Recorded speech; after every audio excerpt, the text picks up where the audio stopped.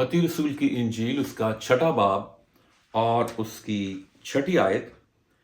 बल्कि जब तू दुआ करे तो अपनी कोठरी में जा और दरवाजा बंद करके अपने बाप से जो पोशीदगी में है दुआ कर। इस सूरत में तेरा बाप जो पोशीदगी में देखता है तुझे बदला देगा। अजीजों, आज जो हमारा टॉपिक है वो है अपनी कोठरी में जा।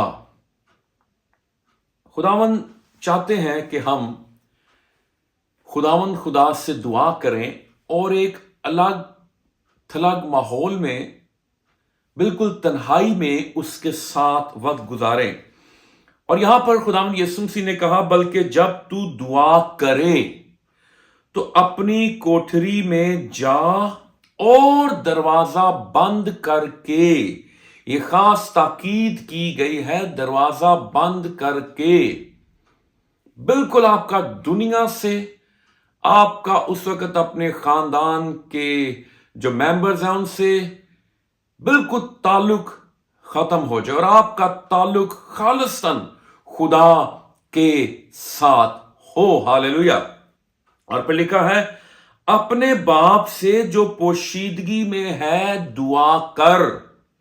इस सूरत में तेरा बाप जो पोशीदगी में देखता है तुझे बदला देगा। हालेलुया।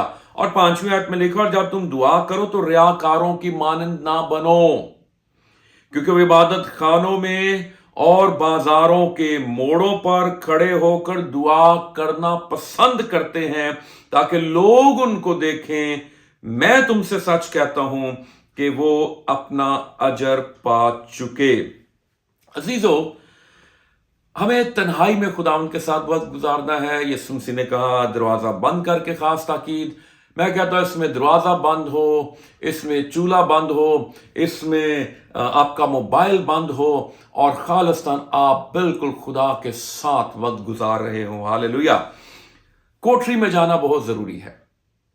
ये फिर वही बात है कि घर में कोई छोटा सा कमरा, ये मुझे याद है हमारे घर में भी एक कोठरी होती थी जो बिल्कुल एक पीछे कमरा होता था छोटा, जिसमें हम बिस्तर रखते थे। सुबह और फिर शाम को वो बिस्तर निकालते थे और चारपाइयाँ डालते थे और उन पर बिस्तर बिछा देते थे। कोई गोदाम भी इसको कह सकते हैं, ठीक है। लेकिन ऐसा कमरा था या ऐसा कमरा होता था जहां पर आमदोरफ्त बिल्कुल नहीं होती थी। सो हमें भी ऐसी जगह का इंतखाब करना है। आपका घर छोटा हो सकता है, आपके घर में कोई कोना हो सकता है, आपकी कोई कुर्सी हो सकती है, कोई सोफा हो सकता है, कोई दरी हो सकती है, कोई कारपेट हो सकता है, कोई चटाई हो सकती है, कुछ भी हो सकता है। घर की छत हो सकती है जहां पर आप तन्हाई में कोई आपको डिस्टर्ब ना करे। जाना जरूर है और लिखा है तो अपनी कोठरी में जा। घर में चाहे वो 3 कदम के फासले पर है, 4 कदम के फासले पर है, ये बात बता रही है कि आपका पैशन, आपका इंटरेस्ट, आप जाएंगे, आप उठेंगे, आप उस अपने बेडरूम से निकलेंगे, अपने कमरे से निकलेंगे और आपके कदम उस कमरे की तरफ या उस कोने की तरफ होंगे या उस कोठरी की तरफ होंगे। चाहे वो 3 कदम के फासले पर है, चाहे वो 10 कदम के फासले पर है, आप जाएंगे। और ये बात शो करती है कि आपकी कमिटमेंट, आप कितने खुदावंद के साथ वक्त गुजारने में आप दिलचस्पी रखते हैं। और मैं बाइबल मुकद्दस का मुताला कर रहा था और मैं देख रहा था कि यीशु मसीह ने बात कही, लेकिन नबियों का भी ये वतीरा था और उनका भी ये स्टाइल था कि उनकी भी कोठरी होती थी जहां पर वो खुदा से मुलाकात करते थे। दानियल नबी का सफर अगर हम पढ़ें, उसके 6 बाब की 10वीं आयत देखें तो यहां पे लिखा है और जब दानियल ने मालूम किया कि उस नविश्ते पर दस्तखत हो गए तो अपने घर में आया। लफ्जों पर गौर कीजिए। और उसकी कोठरी का दरीचा यरूशलेम की तरफ खुला था। वो दिन में 3 मर्तबा हस्बे मामूल घुटने टेक कर खुदा के हुजूर दुआ और उसकी शुक्र गुजारी करता रहा। हालेलुया। तो दानियल जानता है कि मेरी सलामती, मेरी खैरियत और आफियत इसी में है कि मैं खुदा के हजूर में दुआ करता रहूं, और उसने मामूल के मुताबिक सारे काम किए हैं।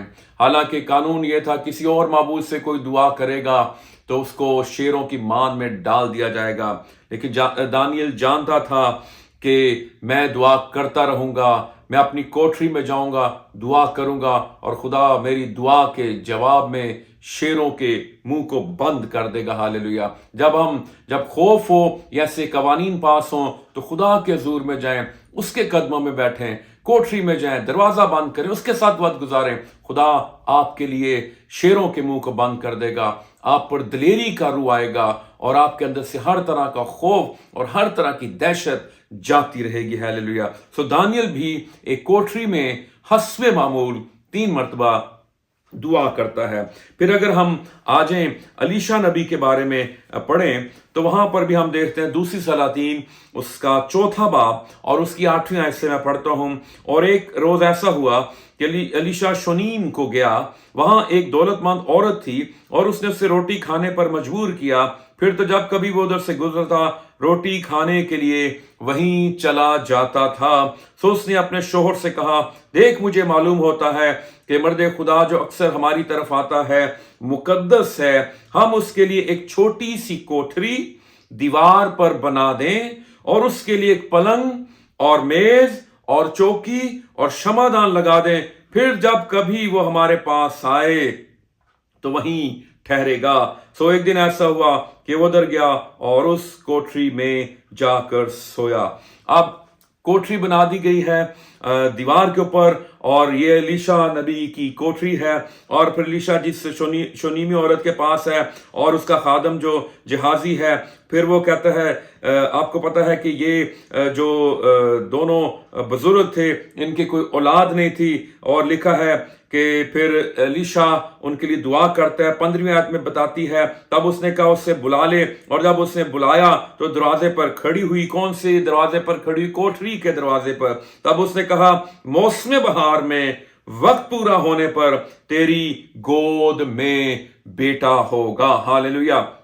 जब आप अपनी कोठरी में जाते हैं तो फिर कोठरी में जब आप खुदा के हजूर में वक्त गुजारते हैं, खुदा का मसा, खुदावंद की कुदरत, खुदावंद की बरकत जब आप पर ठहरती है, और फिर जब आप वहां से दुआ करते हैं, किसी को बरकत देते हैं, तो उसकी जिंदगी में वो बरकत ठहर जाती है। वो जो बांझ थी और उसने दुआ की, और मौसम बहार में वक्त पूरा होने पर तेरी गोद में बेटा होगा।